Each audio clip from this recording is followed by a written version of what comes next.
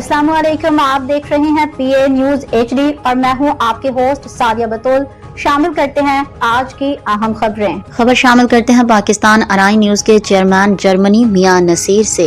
पंजाब हुकूमत का भी बड़ा रिलीफ, मार्केटों के नए औकात कार जारी। पंजाब हुकूमत ने मार्केटों के नए औकात कार जारी कर दी। नोटिफिकेशन के मुताबिक दुकानें, मार्केटें, शॉपिंग मॉल 9 बजे तक खुले रखे जा सकेंगे।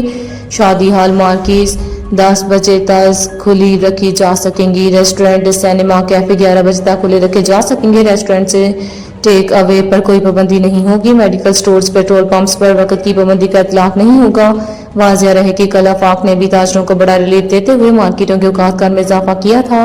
वजीर आज़म ने मंजूरी भी दे दी थी।